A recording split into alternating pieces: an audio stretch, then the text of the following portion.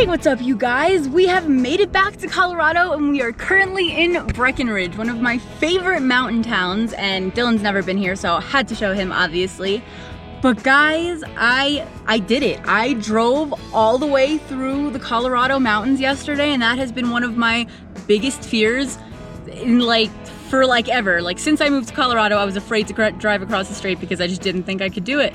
But after everything from New York to all the way around New Mexico, Arizona, Utah, I was like, you know what, I think I'm ready.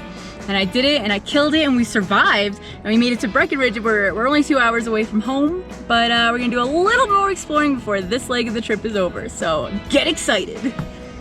It is so nice out for November 28th. Gorgeous outside. I don't even need this sweater.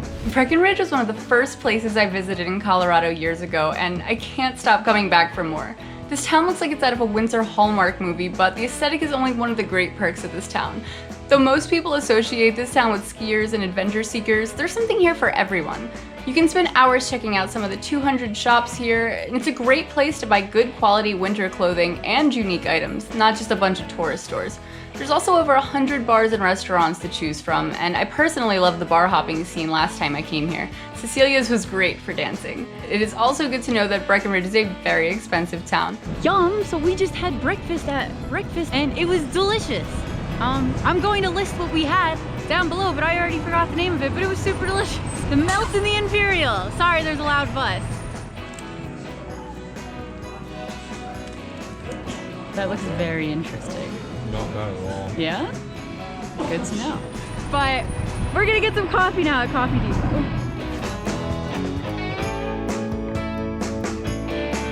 So after Dylan threw coffee all around the entire Coffee Depot, we got our coffee.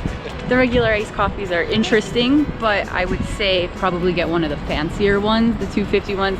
You gotta add a lot to it to make it taste yummy, but that's just our opinion. This town is also sitting at 9,600 feet, which is some pretty high elevation. Make sure to take it easy and drink lots of water, especially if it's your first time visiting a town so high. Okay guys, we had breakfast, we had coffee, we looked at some stores, but it's Cyber Monday, so we're gonna go home and spend all of our money instead.